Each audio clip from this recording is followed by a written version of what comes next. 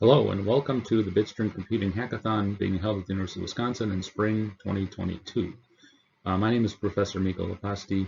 I manage the Farm Research Lab here in the EC department. And where our group is really putting this on, in particular a couple of grad students, Kyle Darawala and Ravi Raju, have been instrumental in helping get this hackathon going. The purpose of this video is to just introduce you to the hackathon scope and provide some background material that may or may not be helpful to you as you participate. Welcome again. This hackathon is really motivated by the emergence of edge devices or Internet of Things devices that have sensors attached to them and that monitor the real world. And the goal of many of these devices is to provide either some end user with useful information or perhaps even take actions autonomously on their own. And what we really want to try to learn about in this hackathon is how these IoT devices, sense and interpret the world, and how we can build them in a way that minimizes power use and maximizes battery life, and how we can train and program them and design them to meet these kinds of goals. One example of this kind of device would be this Ring doorbell here, which fundamentally, you'd like for it to be able to tell you, is someone at the door, someone standing there or not. And my understanding is that currently these devices don't really do that processing on board natively. They ship it up to the cloud, and algorithms run up in cloud servers, and then the answer comes back from there. But of course, ideally, for privacy reasons and many other reasons, it would be ideal if you could actually perform that processing locally on this tiny device. But there are many challenges associated with making that a realistic goal. So the scope of our investigation in this hackathon really is what are known as edge or IoT devices. These are devices that, again, have some kind of sensor typically attached to them, maybe more than one, and they're responsible for monitoring what's going on in the real world. And we have to build them in such a way that the cost is reduced as much as possible, so they're inexpensive and can be deployed, all over the place. Oftentimes, we're very concerned about power and energy efficiency, particularly if the devices are battery operated. And of course, we care a lot about accuracy and functionality for these devices as well. And the challenge is that, especially for sensory processing, the most powerful algorithms that we utilize these days are based on neural networks. And neural networks, if sort of deployed naively, are very power hungry. They can require millions, even billions of multiply accumulate operations to be performed per image, per inference, which is prohibitive for a lot of these power constrained or cost constrained devices. These neural networks also can have a very large memory footprint, and in general are going to be a poor fit algorithmically for fitting into these systems with these constraints. Before digging deeper into how we engineer these designs, let's just do a quick recap on what a neural network is. So a neural network is an algorithmic structure that is intended to mimic neurons in the brain. And really, you can think of a neural network as something that approximates a function. So given some input x, which can be multidimensional, we want to apply a function to it that computes some output based on the values of those inputs. And oftentimes, when we deploy neural networks for a particular task, it's because we don't understand that function very well. We don't know what that function looks like, and instead we approximate it with a neural network. And so neural networks are very useful and very powerful in this regard because you can essentially train them to recognize or to implement functions without really having any insight or understanding of what those functions really even look like. And what you see illustrated here is kind of a toy example of a neural network. On the left-hand side, we have 3 green neurons that are the input neurons. On the right-hand side, we have 3 yellow neurons that are the output neurons. And in the middle, we have the 5 red neurons, which form what's known as the hidden layer. And the basic idea here is that each of the neurons in the system, in this case, because it's a pretty simple single-layer neural network, really just the red and the yellow neurons learn to respond in different ways to different values on their inputs. And so all of the red neurons are connected upstream to the 3 green neurons. All of the yellow neurons are connected upstream to the 5 red neurons. And each of the neurons computes its response using this equation shown at the top here, where you essentially compute the dot product of a set of weights and the corresponding inputs to that neuron and sum them all up. And so you multiply weights times activations, sum them all up, and then typically you'll pass them through some activation function which provides some additional functionality. Basically, it makes this entire system convert from being a fully linear system to a nonlinear system, which allows it to then capture functions that are not just restricted to being linear in nature, but also nonlinear. So this kind of an architecture now allows you to, again, approximate any given function where that output is a function of its inputs. And the way this neural network learns what these weights are, so when you start with a brand new network, these weights are unknown. Typically, we'll initialize them to some random values, and then we'll start exercising the network, and we'll learn what those weights need to be using an algorithm called gradient descent. And gradient descent, simplistically, is just the following. You present some input, let's say it's a picture that you found on the internet to this neural network. It evaluates, so each of the neurons computes this dot product, runs it through an activation function, and passes it on to the downstream neurons until you get to the output. Now you look at this output and you compare it to the known value. So you can only do training like this with labeled data sets where you know what the output is going to be. So you present a picture, you know because some human labeled it that that's a picture of a dog, let's say, and so the output vector that comes out should correspond to the representation that you want for a dog. Let's say the top yellow neuron means dog, the middle one means cat, and the bottom one means turtle. So you'll set a value of 1 for the top neuron and 0 for the other two as the label. And then you will compute the actual response of the network, and then you'll look at the error in that output. And that error essentially then guides you in how you change all of these weight values in order to push them in a direction or to descend the gradient in the downward direction so that you reduce that error or reduce that loss term. So you'll basically examine every W sub I value in every neuron and say, if I move this up or if I move it down, will that reduce the error? And whichever direction reduces the error, I'll move a little bit in that direction. And then I'll repeat the process with thousands of images of dogs and cats and turtles. And over time, all of those weights will converge to an approximation that will then produce the right response on the output when you present the network with a picture of one of those three things. So that's simplistically what a neural network is. Hopefully that's enough background for you to kind of understand the rest of this presentation and the purpose of the hackathon. Now, an important extension to the concept of neural networks was proposed back in the 1980s by Yann LeCun. And the idea behind this approach is to apply concepts from image convolution to the design of these neural networks. You may remember what convolution is from your earlier signal processing courses. You may not, but the basic idea behind convolution is to apply sort of a pattern match to a set of neighboring pixels. So it might be a 3x3 set of neighbors or a 5x5 set of pixels, like is shown in this example network, and essentially convolve those pixels with a pre-existing pattern, and the response will then determine how close of a match that input is to that sort of initial template. And you can use this to do things like edge detection and so on in a programmatic way. Now, the cool thing about applying the notion of convolution to neural networks is that we don't actually know ahead of time what patterns we should be looking for. So in the lowest level of the network, we're typically looking for simple features like straight lines of some orientation, but we don't know exactly what we're looking for.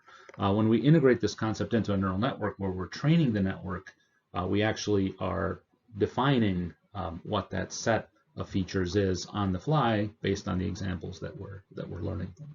And so the idea here is, again, you present images, you apply these convolutions to them, you push them all the way through to the output, and then you compute the error, and then you tweak all the parameters to say, okay, what values should these parameters hold in order to give me a reduced error, meaning something that's closer to the right answer. And again, you iterate on this training process, and eventually you get to the point where all of these convolution operations now are collecting, are basically characterizing the input in this kind of new convolutional namespace that has been learned over time. And I guess the tricky thing, we'll talk a little bit more about 3D convolution in a few minutes, but the tricky thing here is that we think of convolution as a 2D thing where you're just looking at pixels in X and Y dimensions, but really there's always a third dimension. So even on the input side, if you're looking at color input, you typically have 3 channels, red, green, and blue, giving the intensity of the pixels in each of those colors. And so the inputs are multidimensional, 3-dimensional, but all of the intermediate layers in these convolutional neural networks are multidimensional as well. So you're basically scanning across the image, performing this 5x5 or 3x3, whatever kernel size you're using, convolution on all these pixels. And then in the next layer, you're generating not just one output saying, oh, okay, this is the likelihood that there's a horizontal line at this location, but you're performing a bunch of them, one convolution for the horizontal, one for the vertical, one for the diagonal, and so on, whatever the features are that layer is trying to detect. And again, we don't know what they are because the convolutional neural network is being trained to figure out what those are. So again, we can apply this, and then as we go through subsequent layers in the network, we apply what's called a non-unit stride. So we sort of, instead of moving over pixel by pixel, we go every 2 pixels for a stride 2 case, and that basically now increases the receptive field. So the size of the original pixels in the image that are being now considered by this particular convolution is now 4 times as many. So if you go from a 5x5 convolution in the first layer, and then you do a stride by 2 in the next layer, now you're looking at 4 of these 5x5 chunks. So you're really looking at a 10x10 chunk or 100 pixels, again, times 3 channels at that level. So you sort of progressively apply these non-unit strides to get to a narrower, smaller and smaller set of convolutions. And then eventually you feed the outputs of those convolutions to a fully connected layer of hidden units that's used to sort of represent that information then to the output layer, which you then train to classify now the image, in this particular case, into one of 10 classes, because this network was designed to detect handwritten digits, of 0, 1, 2, 3, up to 9. So that's essentially the concept of a convolutional neural network, and that's a powerful concept and one that has become extremely popular in the machine learning literature in the last 10 years.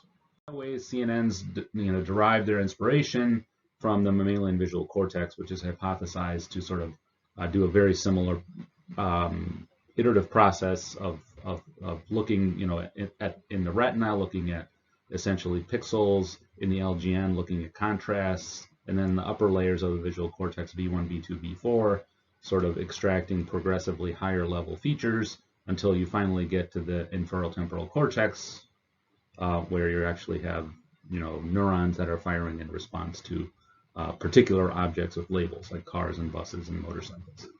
So there's a lot of evidence that the mammalian visual cortex operates like this, and convolutional neural networks are taking inspiration from that concept. So CNNs have been around for a long time. There's been an explosion of interest in them in the last decade or so. And this graph just kind of shows how crazy people went. So as you go from left to right on this graph, you're sort of increasing the number of operations that you need to perform. So remember, again, for a dot product, the number of inputs determines how many multiplications you have to do and how many additions you have to do, because you have to multiply every input with its corresponding weight and then accumulate them all to compute the dot product. And so the sort of larger your layers are, the more layers you have, etc., the more operations you need to do to actually evaluate the whole network from the input to the output. And this just shows a bunch of example networks that have been proposed over the last decade or so, and how they've grown as you go from left to right in terms of the number of operations required, and also the size of the dot that you look at here is the number of parameters. So the total number of weights that model requires in order to operate. And you can kind of see that some of these got to be very, very expensive in terms of operations. 40 gigaops means 40 billion operations. 40 billion multiply accumulates have to be performed to evaluate this network for one image. In the last 5+ years, there's been a lot of effort now to try to make a concerted effort to reduce the cost without compromising the accuracy. And so you can kind of see that if you look at the green arrow here. The mobile net architectures, which is what we're focusing on here in this hackathon, have essentially matched the performance in terms of the y-axis, the total accuracy of these very large networks, but at a fraction of the cost. And so there's a lot of clever engineering that goes into achieving that goal, and we'll talk a little bit about that here. So given this growth in the size of neural networks that are very accurately solving particular problems, there's been a concerted effort in the research community to try to reduce the cost of these deep neural networks. And I want to point to one particular project, the TinyML project at Harvard, which has been focusing specifically on trying to reduce the cost of these so that they can be deployed on these very energy-constrained, cost-constrained IoT platforms. And this this hackathon also is sort of focused into this same space. And so we're going to look at three aspects here in the remainder of this presentation. One is, what are some of the things that people have done to redesign these networks to reduce cost, and we'll specifically look at the mobile net architecture from Google. We'll look at something called quantization, where you essentially try to map these variables or parameters in the network that are represented as floating point values, typically using 8 bytes or 4 bytes, to much smaller integer values, which are cheaper to operate on. So that's a process called quantization, where you essentially map these values into this much more efficient representation, but at the loss of some precision. And that reduces the data path complexity, simplifies the data path, and also reduces the memory footprint. And then the third thing we'll look at, and really this is the primary focus of the hackathon, is how we do what's called pruning. So a lot of the connections or synapses in these neural networks are sort of ineffectual. They're not providing much value, and so there are ways that people have come up with for removing these ineffectual connections, pruning them out of the network to again shrink the size of the network in terms of the number of parameters and the amount of compute required. All right, so how do we redesign these networks? Well, I'd refer you to the MobileNet v1 paper from Google, which is referenced here. It's on arXiv. It's a great paper. It's a fun read. If you're looking for something to spend an hour on, I recommend it. But the basic idea here in this network was to work hard to optimize the number and the type of each of the layers in the network. So let's not have 57 layers. Let's not have 99 layers. Let's see if we can get by with a smaller number of layers. Let's see if we can sort of tailor the operation of each of these layers to perform the job that we need them to perform, but not with such extravagant cost. And one of the parameters they provide is something called a scaling factor. So the idea here is that you can just provide a scaling factor and it will scale the number of channels in each layer accordingly. And we're actually going to use a 25% or 0.25x scaling factor for this hackathon because that seems to be good enough for the task that we're working on. And then the final thing, which I'll say a few more words about, is they replaced sort of the conventional convolution, three-dimensional convolution operation with something called a depthwise separable convolution, which performs nearly as well as 3D convolution, full 3D convolution, but is much, much, much cheaper to train and much, much, much cheaper to actually exercise, to do what's called inference. So let's dig into that a little bit. What do we mean by 3D convolution? So 3D convolution, again, if you're familiar with convolution, then convolution, we essentially define some size region around the current pixel of interest. In this example here, it's a 3x3 convolution. So we're going to look at the 9 surrounding pixels corresponding to the ij location, or the xy location in the current image that I'm interested in. And I'm going to assign weights to each of those 9 locations and then compute a result. Now, I say 9 locations. It's not really 9 locations because even at the input layer, you typically have 3 channels. You have, red, green, and blue, RGB pixel intensities. And so you have 3 channels that's shown in red, green, and blue here. And then you're looking at the 9 pixels in the neighborhood. So you're looking at a total of 27 pixel values. And so you have 27 parameters that you're going to now multiply against the corresponding input values to compute the response to this pixel, to this one location. And then you're going to repeat that process, at every XY location in that layer to generate all the outputs for that layer and then feed it to the next one. And you're also going to repeat it for every channel output because you also now typically will have you might have 3 channels of R, G, and B intensity coming in, but you might want 16 or 64 or some larger number of channels on the output to be able to represent all the different features that ultimately you're interested in, right? I mean, simplistically, you might think of it as you want 1 channel for vertical lines, one for horizontal lines, one for, lines that are at 45 degrees, ones that are at 135 degrees, and so on. And so you want channels for each of these features, each of these feature types that you're expecting to see. And of course, you don't know what those features are until after you've trained the network, and so you want to, put in a bunch of room for a bunch of features, and then as the network trains, it figures out how many of these features it actually needs. So anyway, so the cost of performing 3D convolution has to do with, how large is the convolution? 3 by 3 is a typical convolution. So that's the number of, that's the sort of size of the convolution. The cost of the whole layer is, of course, determined based on the X and Y dimensions. So if it's a large image, a megapixel image, X and Y are going to be very large.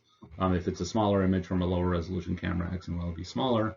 But then also the number of input channels, CI. So again, the camera will typically give you 3 channels, but in these intermediate layers in the network, you'll want, at least 16, all the way up to 1024 channels.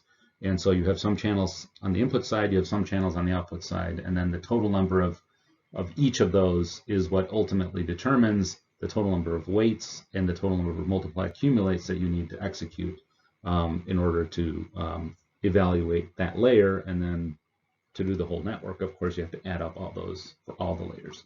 So there's just some examples here that show for different dimensions of input, 96 by 96 pixels or 228 by 228 pixels, and different numbers of input and output channels.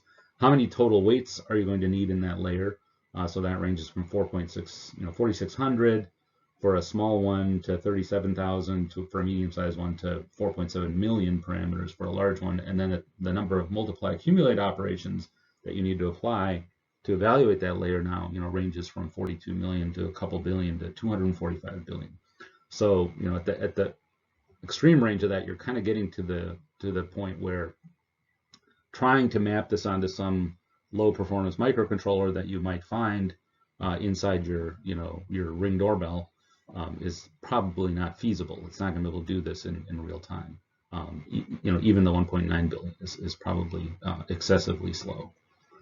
So the cost of evaluating the neural network, which is called inference, is very, very high. But it's also very expensive to train because the more parameters you have, the sort of longer it takes for them all to settle to their right values during training. And so having a network with fewer parameters means it'll train more quickly, which is an advantage at design time. Okay, so in the MobileNet architecture, they replaced this 3D convolution with something called Depthwise Separable convolution. And pictorially, you can kind of see how that differs here if you look at the colored representation. So in a Depthwise Separable convolution, what you're going to do is you're going to channel-wise do the spatial convolution first. So in this case, I'm going to look at the neighboring 3 by 3 pixels in the blue channel and compute now a response to that blue channel. And then I'm going to look at the green channel separately and then the red channel separately. So I'll basically generate kind of a summary representation of that neighborhood, of that 3 by 3 convolution neighborhood in the blue, the red, and the green first. And that's a much cheaper operation because I just need to look at 9 pixels for each of those. Now I still have to repeat that for every X and Y location in my input field, in my input image, but it's still much, much cheaper because I don't have to look across the channels.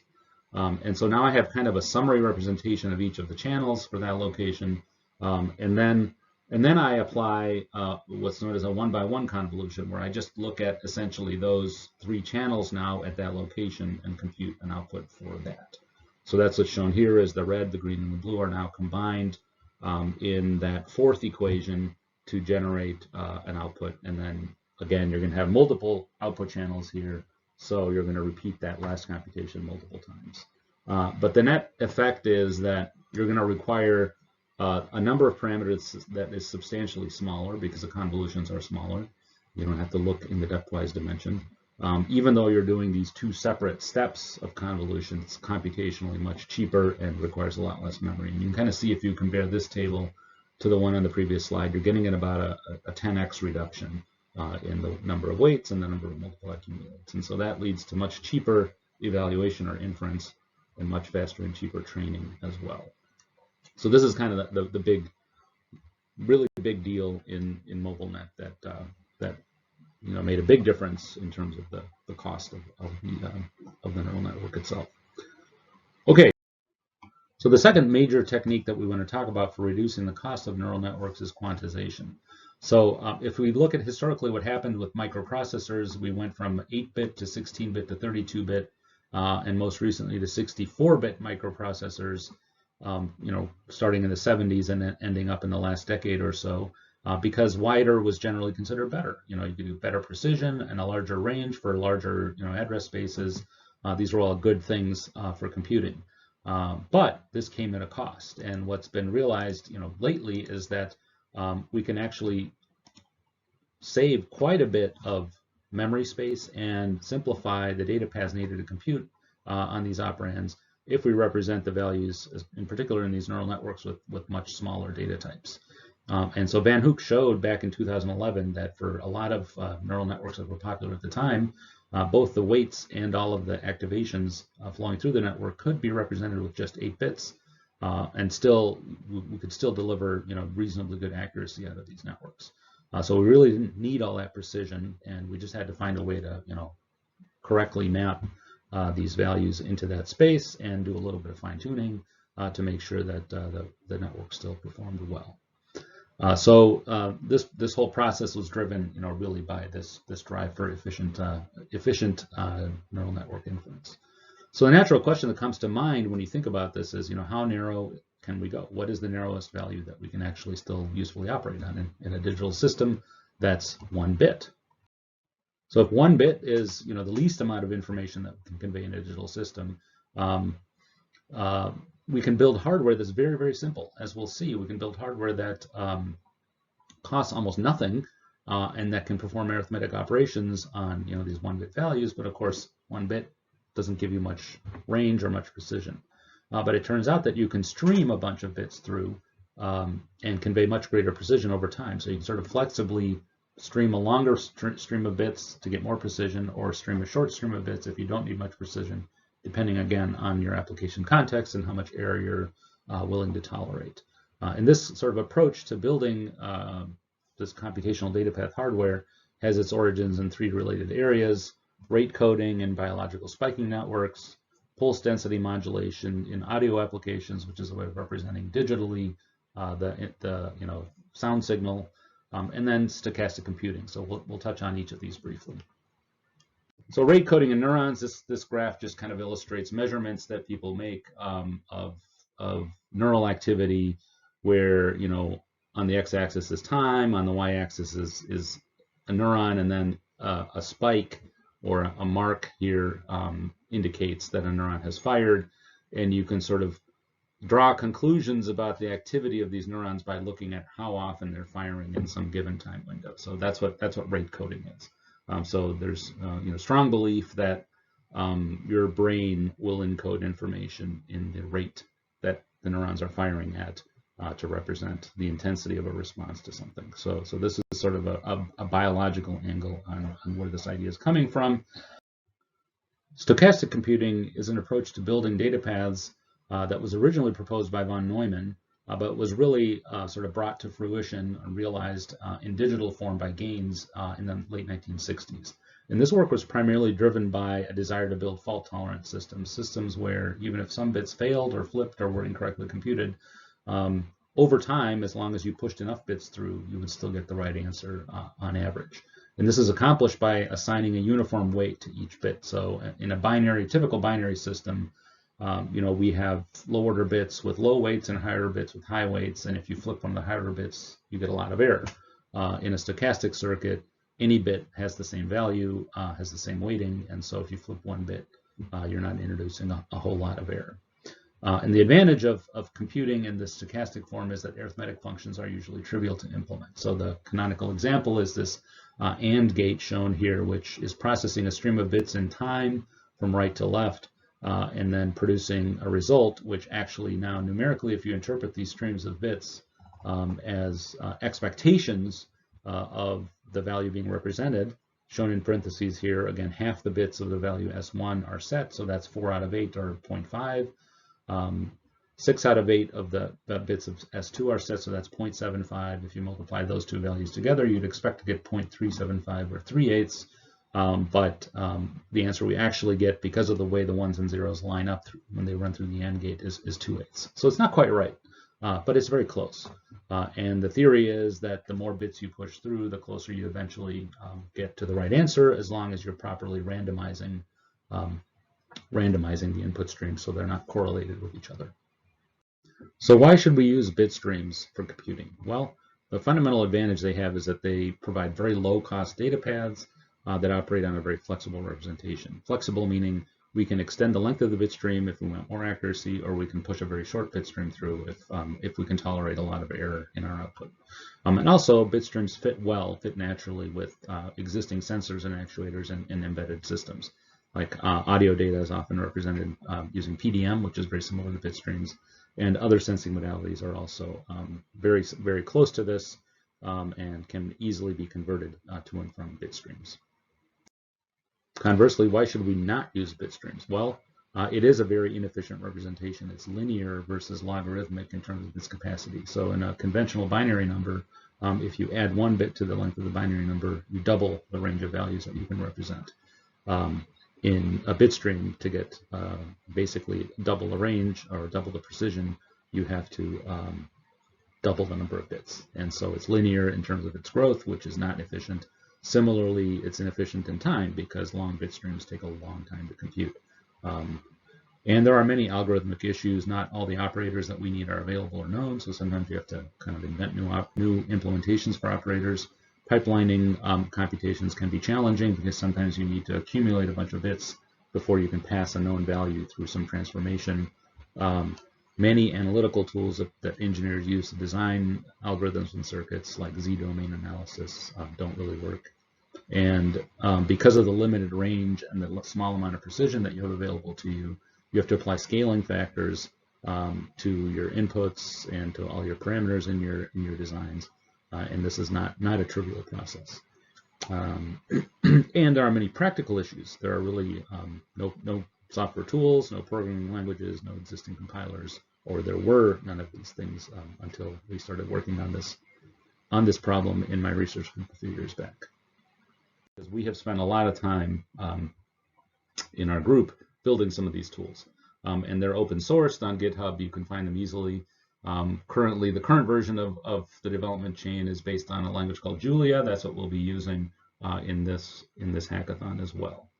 And these tools support a broad variety of bitstream constructs. We have a bunch of sample example benchmarks and so on that are implemented, and they support development, validation in an emulated bitstream mode, and also automatic synthesis of a bitstream data path by spitting out Verilog. So lots of neat functionality there. We're not going to touch much of it in this hackathon, but you can certainly go play around with that if you're curious. All right, so let's hop back to the kinds of circuits that we need to implement neural networks.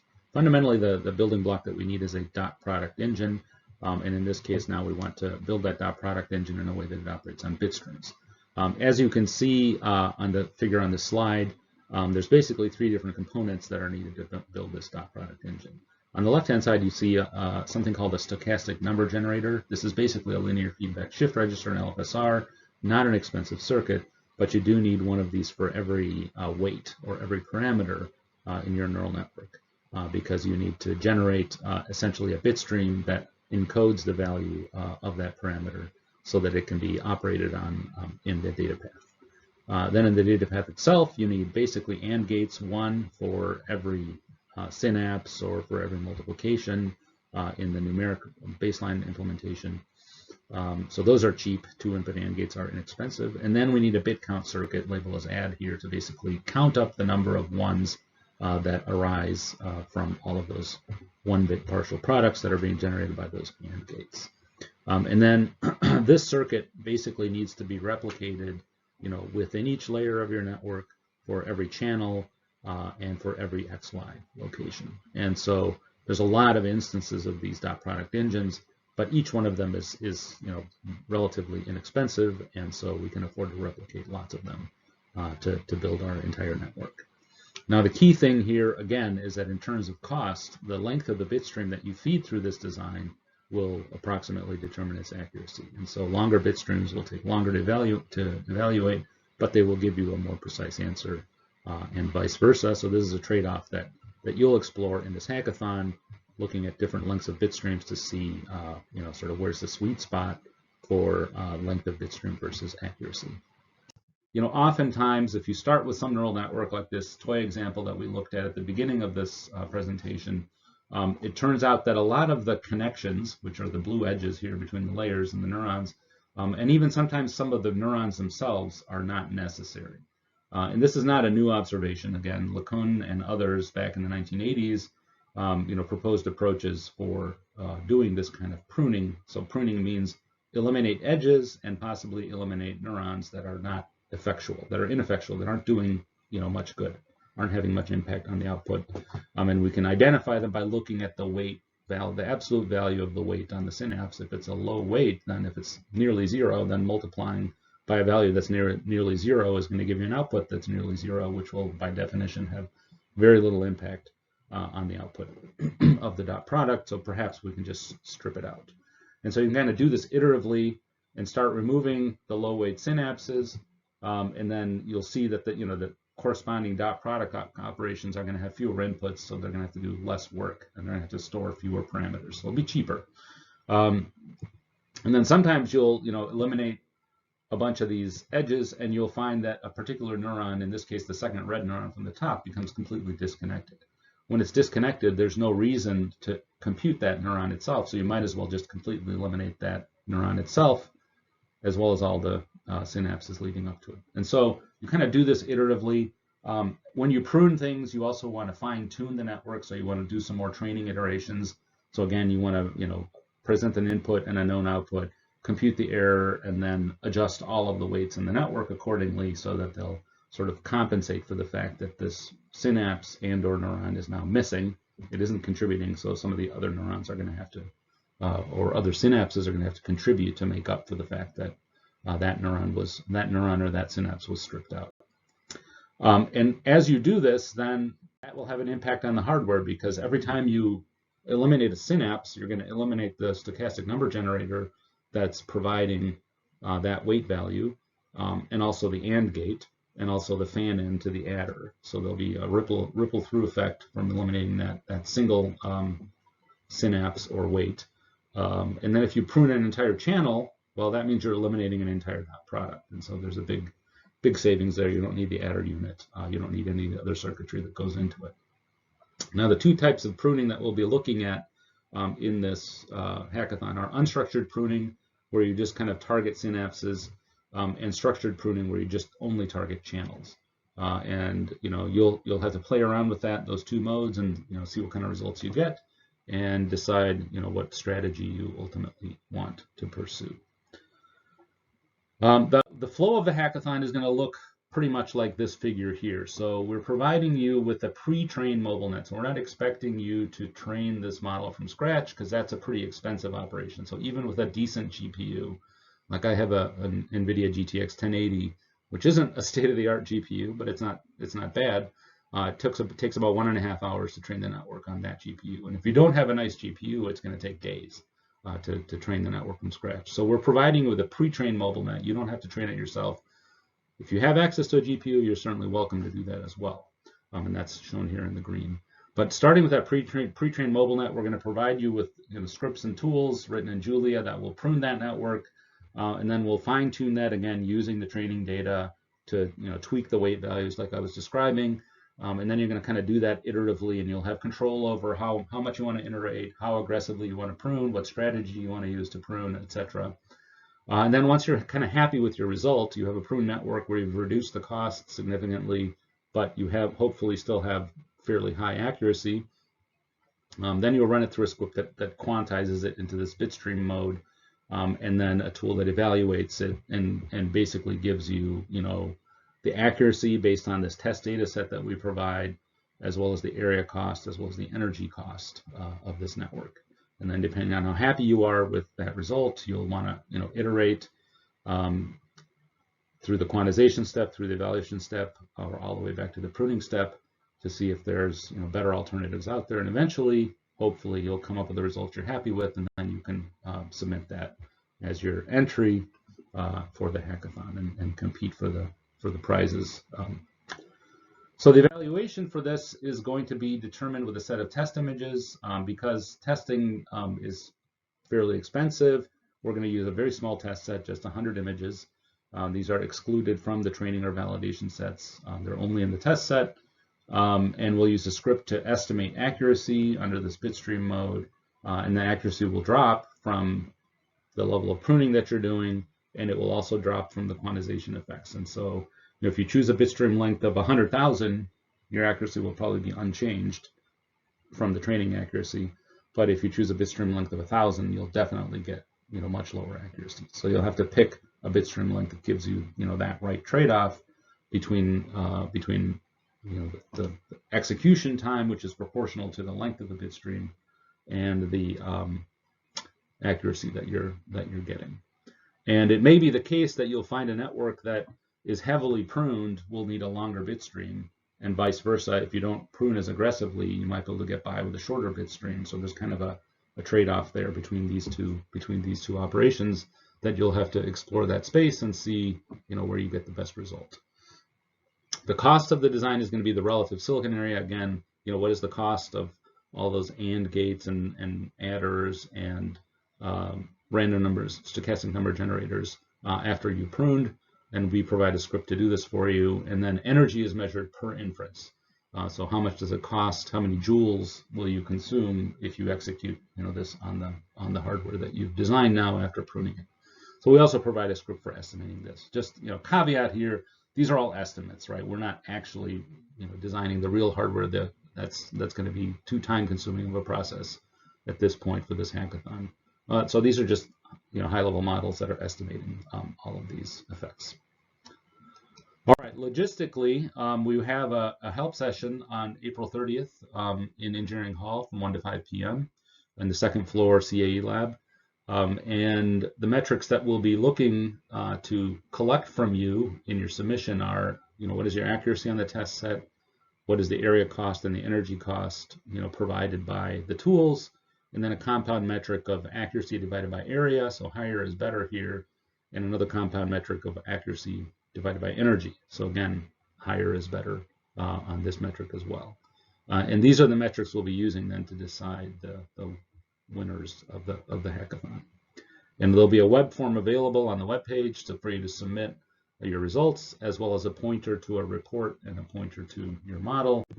We are asking that you submit a brief write-up of what you did to describe the choices that you made, the decisions that you made, the pruning and fine-tuning flows, what choice you made for bitstream length, any design trade-offs, any further parameters that you changed or tweaked, and then again the resulting area energy estimates from the tools and the accuracy for the test set, and any lessons learned and conclusions, and really any other feedback that you want to provide to us, since we are hoping to offer this hackathon multiple times on future dates. And we also want to get a pointer to your final BSON model file so that we can actually load it in and test it ourselves to make sure that everything matches what you recorded. I want to acknowledge the contributions of Kyle Darawala and Ravi Raju, the two of my PhD students who put a lot of time and effort into making this hackathon happen. So if you happen to know them or run into them, let them know that you appreciate their efforts. And then in general, my whole research lab was involved in some way or another in this project. We do have funding from Air Force Research Lab and National Science Foundation, so I want to acknowledge those. And also prior students, Rohit Shukla and Michael Mishkin, who are now at NVIDIA and AMD, have worked on topics that kind of fed into this whole process. And also I want to again point you to the TinyML project at Harvard. As I mentioned, I think they're doing a lot of exciting work in this area, and that's a group that you should follow if you're interested in what's going on here in this space. So in conclusion, I just want to invite you again to join us and learn all about leading edge research into ultra low power neural networks during this hackathon. If you do participate, you'll learn a new programming language, probably new to you, Julia. You'll learn about computing with Bitstreams. You'll learn to train a powerful neural network called MobileNet. You'll learn how to prune it, tune it, and quantize it to make it energy efficient. And hopefully you'll submit some promising results and perhaps win valuable prizes. Again, just as a reminder, the hackathon will kick off on Saturday, April 30th at 1 p.m. In Engineering Hall in the second floor CAE lab in the back hallway.